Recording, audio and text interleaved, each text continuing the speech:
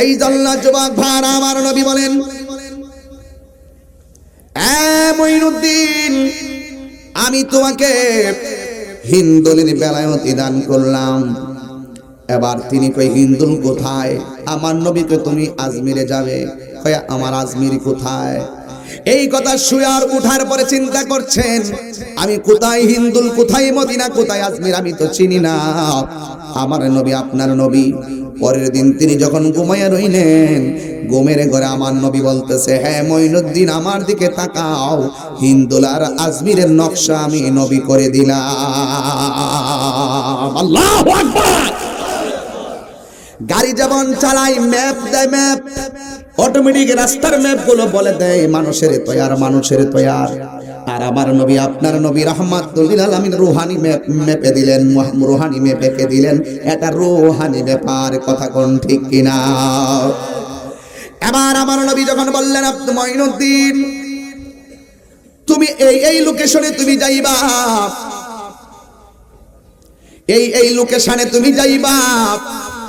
এবার তিনি ঘুম থেকে উঠলেন, তিনি ওই লোকেশনে যাইতে যাইতে তিনি একবারে লাহোরে গেলেন, লাহোর থেকে দিল্লিতে গেলেন, দিল্লি থেকে আজমির গেলেন। জবান খুলে কি আল্লাহু আকবার বলবেন না? এই তো খেলা শুরু হয়ে গেল, এই আধ্যাত্মিক খেলা। আমার নবী বলে, দুইটা অস্ত্র নিয়ে যাইবা। একটা অস্ত্রের নাম হলো সুন্দর ব্যবহার। আজকে আমার দেশের দায়িত্বশীল ব্যক্তিদের ব্যবহার শুনলে পাগল হয়ে যাওয়ার পথে। ওরা কি কথা বলে, তুচ্ছ তাচ্ছিল্য করে, এমন আঘাত করে কথা বলে।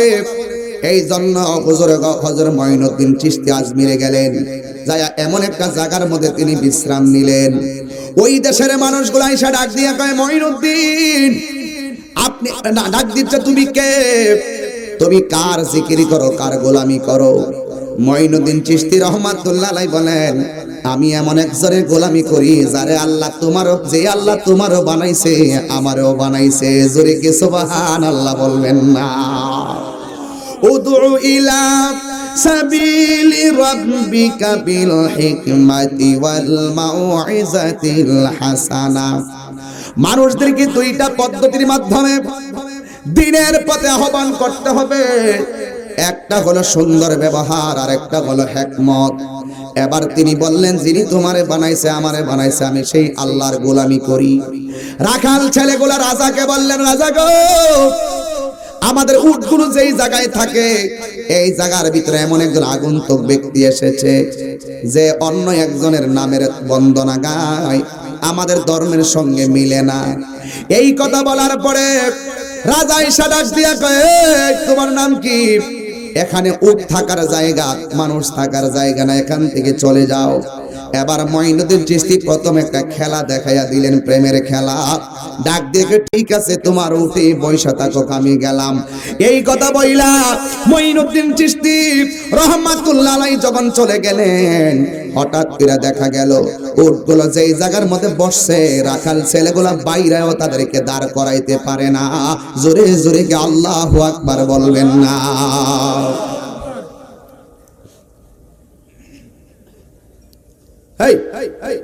মনোযোগ দেন। উটগুলো দাঁড়ায় না।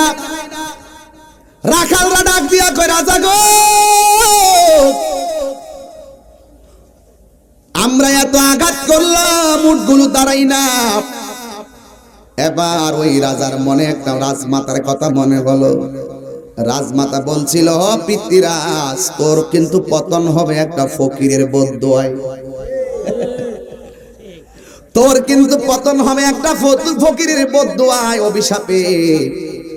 রাজা কয়, যে এই লোকটা বলছে উঠি বসবে, বসার পরে আর উঠ উঠে না, নিঃসন্দেহে ওই লোকটা সেই লোক হবে। যা যা, তাড়াতাড়ি যা, ওই লোকের কাছে ক্ষমা চা আর এইখানে নিয়ে আসো। এবার মঈনুদ্দিন চিশতি রাহমাতুল্লাহ আলাইহির কাছে রাখালরা গিয়ে ক্ষমা চাইয়া তাকে নিয়ে আসলেন। যেই মাত্র মঈনুদ্দিন চিশতি রাহমাতুল্লাহ আলাইহি আসলেন, উটগুলা টাস করে বিনা আঘাতে দাঁড়ায়া গেছে।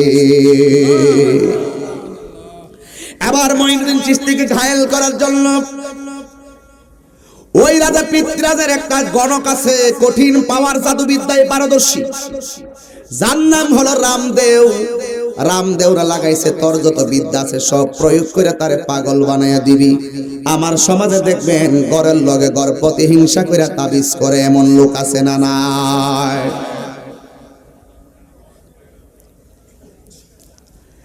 এবার ওই রামদেও যখন তিনি রাতের বেলা মঈনুদ্দিন চিশতি রহমাতুল্লাহ আলাইহিকে জাদু বিদ্যা দেওয়ার জন্য আসলেন, ক্ষতি করার জন্য আসলেন। ওই সময় এসে দেখতেছেন মঈনুদ্দিন চিশতি রহমাতুল্লাহ আলাইহি একলা একলা মুরাকাবা করতেছেন। ওই মুরাকাবার ভিতরে মানুষের তন মনে তো চমৎকার থাকে, তখন তাদের চোখের মধ্যে আল্লাহর রহমতের নূর জারি হয়ে যায়। ইত্তাকু বিফিরাসাতিল মুমিনি ফাইন্নাহু ইয়ানজুরু বিনূরিল্লাহ। এদের চোখের ভিতরে এমন একটা নূর তৈরি হয়ে যায়, আল্লাহর ওলিরা সেই নূর দিয়া কাহারো দিকে ভালোবাসার নজর করলে ওই মুর্দা কলবটা জিন্দা হয়ে যায়। দয়াল নামে বলবো, খাজা নামে এত মধু, খাজা নামে এত মধু, খাইলে মধু ফুরায় না, আমার মন হইয়াছে দেওয়ানা। গজল কি বেশি গায়ে লাইছি? আমার খাজা নামে এত মধু, আমরা রে কইরাছে জাদু গো, দেখা দিয়া কুলে নিয়া, দেখা দিয়া কুলে নিয়া, নিবাও মনের বেদনা, আমার মন হইয়াছে দেওয়ানা।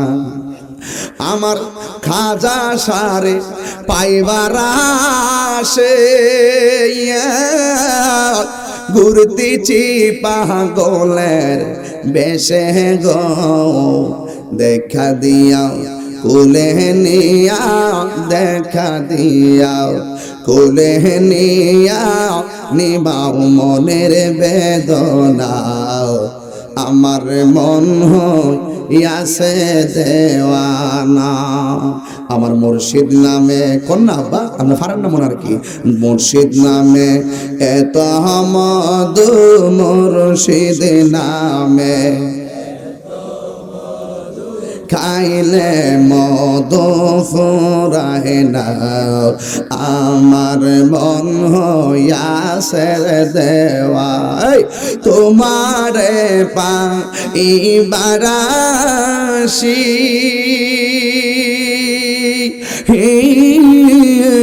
ঘুরতেছি পাগলের বেশে গো, দেখা দিয়াও কুলে নিয়া, দেখা দিয়াও কুলে নিয়া, নিবাও মনের বেদনা, আমার মন হইয়াছে দেওয়ানা, আমার মন হইয়াছে দেওয়ানা। কথা কোন ঠিক কিনা? এবার রামদেও গেল মঈনুদ্দিনকে ধ্বংস করার জন্য। আমি আগেই বলেছি, আবার তেলাওয়াতটা করছি, ওয়ালামু আন্নাল্লাহা মাআল মুত্তাকিন।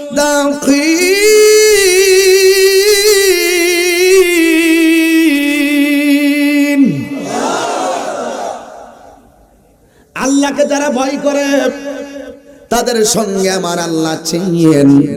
এবার পাগলা ডাক দিয়ে বলেন, আমি গেলাম খাজা গরিবি নওয়াজকে জাদু করার জন্য, ক্ষতি করার জন্য, কিন্তু খাজা গরিবি নওয়াজ মুরাকাবা শেষ করে আমার চোখের দিকে যখন তাকাইলো, আমার দিলটা কেন জানে নরম হয়ে গেল।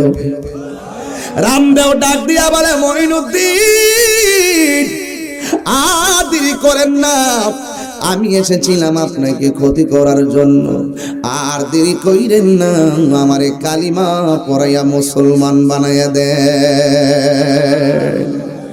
এবার রাজা পিতৃরা শুনলো, তার একান্ত সহকারী রামদেও খাজা গরিবে নওয়াজের কাছে মুসলমান হইয়া গেছে। এত বড় দায়িত্বশীলটা মুসলমান হওয়ার সাথে সাথে ওই রামদেওর সাথে যারা আছে অনেকে খাজা গরিবে নওয়াজের কাছে মুসলমান হইয়া গেছে। এবার রামদেও যখন মুসলমান হলো, এখন বলবেন হুজুর ইতিহাসের পাতায় পাইলাম রামদেও হিন্দু থাকা অবস্থায়। এখন তিনি মুসলমান হওয়ার পরে ইতিহাসের পাতায় তার নামটা কি জানার দরকার আছে না? এই জানার দরকার আছে নি? এই মুসলমান হওয়ার পর ইতিহাসের পাতায় তার নাম কি? তার নাম হলো মুহাম্মদ সাদি। মুহাম্মদ সাদি, অনেক বড় লম্বা, তো কোনটা ফেসবুক লেগে যায় আর কি। নাম হলো মুহাম্মদ সাদি। এবার তিনি ওই মুহাম্মদ সাদিকে নিয়ে আনা সাগরের পারে অনেকগুলা গির্জা আছে, মন্দির আছে। এই মন্দিরের পাশাপাশি একটা খালি জায়গায় তিনি শুইলেন। ওই হযরতে মুহাম্মদ সাদি যখন তিনি মনে করেছেন আমি তো এখন মুসলমান, আমাকে নামাজ পড়তে হবে, আমাকে জিকির করতে হবে, নামাজ পড়তে গেলে ওযু করা লাগবে। ইনি ওযু করার জন্য আনা সাগরের মধ্যে গেল। পিতৃরাজ রায় ঘোষণা করে দিলেন আনা সাগরের পানি কোনো মুসলমান পান করতে পারবে না, কোনো মুসলমান ব্যবহার করতে পারবে না। মুহাম্মদ সাদি মনে করছে আমি তো তাদের জাত ভাই ছিলাম, আমি গেলে আমার কিচ্ছু কইব না। যখন মুহাম্মদ সাদি গেছে ওযু করার জন্য, সবাই মিল্লা রামদেওরে অপমান করছে, রামদেওরে আঘাত করছে। এখন তো রামদেও বলা যাবে না, এখন তার নাম হলো মুহাম্মদ সাদি। মুহাম্মদ সাদির অপমান করলো, বুক বড় অপমান লইয়া গেছে খাজা গরিবে নওয়াজের কাছে, যায়া চোখের পানি ফালাইয়া কাঁদতেছেন। খাজা গরিবে নওয়াজ বলেন মুহাম্মদ সাদি তুমি কান্দ কেন? ডাক দিয়া কই হুজুর, এই দেশের ভিতরে আমরা হইলাম সংখ্যালঘু মুসলমান, আমাদের উপরে তারা বর্ণ নির্বিশেষে একটা অধ্যাদেশ জারি করছে, এই আনা সাগরের পানি নাকি কোনো মুসলমান পান করতে পারবে না। এই জন্য আমি তো মুসলমান, আমাকে তারা পানি দেয় নাই। হুজুর দেখেন না থাপড়ায়া কি করছে, আর অপমানের ভাষা বলে তো কোনো লাভ নাই। এই কথা বলার পরে মঈনুদ্দিন চিশতি আজমিরি সান্দিরি রহমাতুল্লাহ আলাইহি তার মুহাম্মদ সাদিকে বললেন, আমরা তো অনেক সময় বলি আনা সাগরের পানি লয়ে মুসলমানের মধ্যে, ঘটনা তো বুঝি না। এই জন্য আমি একটু শুরু থেকে বাইঙ্গা কইয়া দিয়া যায়, যেই মাত্র ওই মুহাম্মদ সাদি এই কথা বললেন, মুহাম্মদ সাদিকে খাজা গরিবে নওয়াজ বললেন তোমার কিছু লাগবে না, আমার জন্য এই আনা সাগর থেকে একটা লোটা পানি নিয়ে আসবা। এবার মুহাম্মদ সাদি রাতের বেলা যাইয়া আনা সাগর থেকে এক লোটা পানি এনে খাজা গরিবে নওয়াজের কাছে দিল। যেই মাত্র পানিগুলা দিল, ও আমার রূপগন্ধের মা, আল্লাহর ওলির এমন একটা নজর গোমা, এই নজর যদি কঠিন ভাবে তোমার নজরে বদদুয়ার নজরে পড়ে তুমি ধ্বংস হইয়া যাইবা। আর আল্লাহর ওলির নজর যদি ভালোবাসার নজরে পড়ে তোমার জীবনটা অত্যন্ত উজালা হয়ে যাবে। ওই যুবক, ও যুবক, আনা সাগরের পানি এক লোটায় আনলো। আমি কেন বলি খাজা বাবার শান, কেন খাজা গরিবে নওয়াজের কথা বলি? আজমির হতে এলো আওয়াজ, গরিবের বন্ধু গরিব নেওয়াজ। আজমির হতে এলো আওয়াজ, গরিবের বন্ধু গরিব নেওয়াজ। কথা কোন ঠিক কিনা? এক লোটা পানি আল্লাহ সকালবেলা হিন্দুরা স্নান করার জন্য গেল, যায়া দেখতেছেন ওই আনা সাগরটার পানি শুকাইয়া চৈত্র মাসের ফসলের মটন তলাটা ফাইটটা বাগ হয়ে রইছে। কি ব্যাপার, কি ব্যাপার? পানি কই, পানি কই? হিন্দুদের ভিতর রব রব উঠে গেছে। পানি কই, পানি কই বইলা বইলা পাগল হইয়া গেছে। এবার সবাই যায় রাজারে ডাক দিয়ে কই, রাজা গো, এই পানি দেখলাম সন্ধ্যাবেলা ভরপুর, কিন্তু এই পানি এখন যায় দেখি নাই। রাজা ডাক দিয়া কই, এটা অন্য কাহারও কাজ না, নিঃসন্দেহে এটা ফকিরের কাজ। তোরা যে ওই মুহাম্মদ সামির মারছস, মনে হয় ওই লোকটাই কামটা করছে। যা যা, সবাই যায় ওই মঈনুদ্দিনের কদমের মধ্যে পইরা যা। সব যায় কয়, হুজুর আমাদের গোসলের জায়গা, স্নানের জায়গা শুধুমাত্র এইটাই। আপনি এখন পানির খবরটা আপনি জানেন কিনা? পানিটা গেল কই আমরা খুঁজে পাই না, হঠাৎ করে পানিটা শুকায় গেল, কারণটা কি? কারণটা বলার পরে মঈনুদ্দিন চিশতি বলেন, ও মুহাম্মদ সামি, আল্লাহর ওলিদের দিল তো বাবা নরম, এরা যখন পাওয়ার দেখায় তখন শুধুমাত্র ওই বেঈমানগুলোরে শায়েস্তা করার জন্য বেলায়েতের পাওয়ারটা মাঝে মাঝে দেখায়। কথা কোন ঠিক কিনা কোন? আরে বাবা, শাহজালালের জন্য সব রাস্তা বন্ধ করে দিছে। শাহজালালকে আমার চিনস না, যাই না মাছটা সুরমা নদীর মধ্যে বিছায়া দিয়া নৌকা বানায়া হারিয়ে গেছি। ঠিক কিনা কন? গৌর গোবিন্দ পাগল হয়ে গেছে, একবার আল্লাহু আকবার বলছে, গৌর গোবিন্দের বিল্ডিং না ফাইটটা চুরমার হয়ে গেছে। আল্লাহ আল্লাহ আল্লাহ আল্লাহ আকবার। এই পাওয়ার আল্লাহর ওলিদেরকে দান করেছেন কে? এই জন্য কি আল্লাহ ফকির হইয়া গেছেন? আল্লাহর সম্পদ কি কইমা গেছেন? এই ছোট্ট কথাটা যারা বোঝে না এরা হলো কাজ্জাব। কথা কোন ঠিক কিনা? মঈনুদ্দিন চিশতি রহমাতুল্লাহ আলাইহি বলেন, ও মুহাম্মদ সামি, যাও যাও যাও, ওই লোটার পানিটা নিয়া আনা সাগরের তলায় ঢেলে দিয়ে আসো। এবার ওই পানিটা যখন আনা সাগরের মধ্যে ফেলে দিল, আল্লাহর কি মহিমা, আনা সাগরের পানি আবার থই থই করে ডেম উঠে গেছে। আর জোরে কোন আল্লাহু আকবার। ইয়া রাসূলুল্লাহ বলেন, এই জল্লাপুরে যেই মাত্র পানি থই থই করলে বারবার দেখলো বাঘ হয়ে গেছে। কই যেই লোকটা ইশারা করলে আনা সাগরের পানি চলে যায়, যেই লোকটা ইশারা করলে আবার আনা সাগর ভরপুর হয়ে যায়, যেই লোকটা ইশারা করলে উঠ বসা থেকে দাঁড়ায় না, যেই লোকটা গেলে আবার উঠ বসা থেকে দাঁড়ায় যায়। নিঃসন্দেহে এই ধর্মে যিনি, এই ধর্ম এটাই হলো সঠিক। হাজার হাজার মানুষ লাইন ধরে ধরে খাজা গরিবি নওয়াজের কাছে মুসলমান হয়ে গেছে। যুবক ভাইরা, এটার নামই হলো আসল তাবলীগ। আমরা তাবলীগ বুঝি না, এটাই হলো তাবলীগ। আর আমরা বর্তমানে বাংলাদেশে যেটা আছে এটার নাম তাবলীগ না, এটার নাম হলো তালিম। এটার নাম কি? মুসলমানদের কাছে নামাজ শিক্ষা দেওয়া, নামাজের তাসবিহ তাহলিল শিক্ষা দেওয়ার নাম হলো তালিম। আর বিদুর্মীদের কাছে দ্বীনের দাওয়াত দেওয়ার নাম হলো তাবলীগ।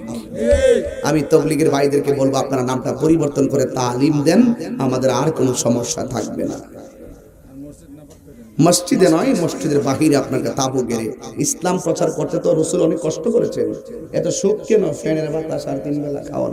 একটু কষ্ট করেন না বাবা, একটু কষ্ট করেই কাজ করেন। দিনের কাজ কষ্ট করেই করতে হয়।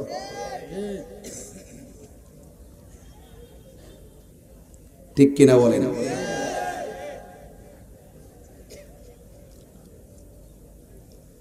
নবরঙ্গের রূপ ধরিয়া কিল পাগল করিয়া এখন খাজা রইলা কোথায়? জ্বালাইতে কতক্ষণ, নিবাইতে কতক্ষণ, লুটার ভিতরে হানি আনতে কতক্ষণ, আবার সাগর ভাসাইতে কতক্ষণ। জ্বালাইতে কতক্ষণ, নিবাইতে কতক্ষণ, জানি দয়ালের দয়ার অভাব নাই, জানি দয়ালের দয়ার অভাব নাই। ও মোর জালা রে, জালা কি দিয়া নিবাই, দয়ালের প্রেম জালা অঙ্গ জলে জালা কি দিয়ে নিবাই। পিরিতি শিখায়া কই গেলা লোকায়া, এই তাহিরি করি কি উপায়, এই তাহিরি করি কি উপায়।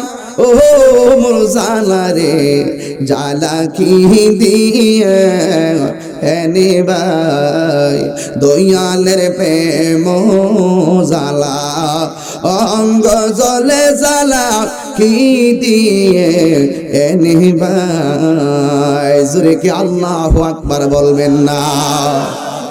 আচ্ছা আমার প্রেমের জ্বালা আমার, আপনার প্রেমের জ্বালা আপনার।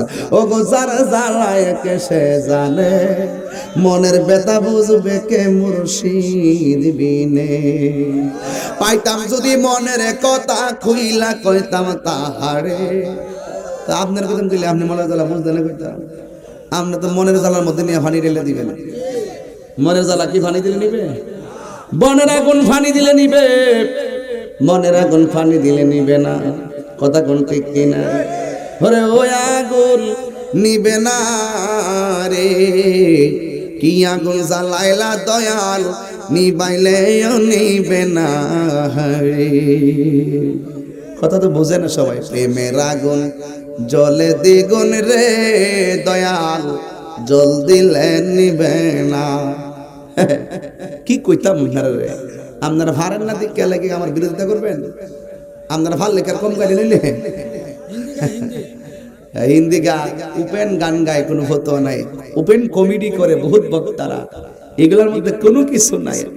আরে কত বক্তা দেখলাম কত কমেডি করলো, চেয়ার উঠতে যাইতেছে, হুট করে উঠতেছে, হুট করে গান গাইতেছে, হুট করে হাসাইতেছে, কি করতেছে, মানে কি যে কয় বানায়া বানায়া।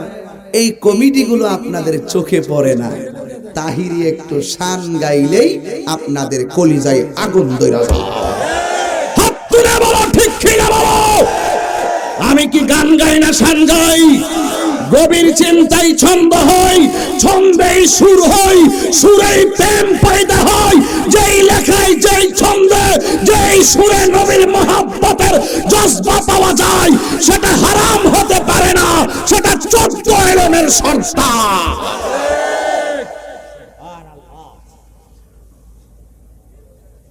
ঠিক কিনা বলেন?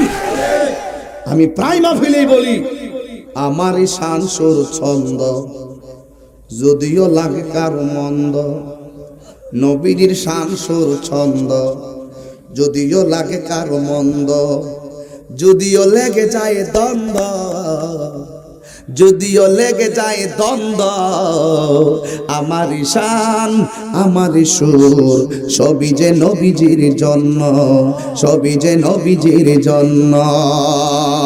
ঠিক কিনা বলো?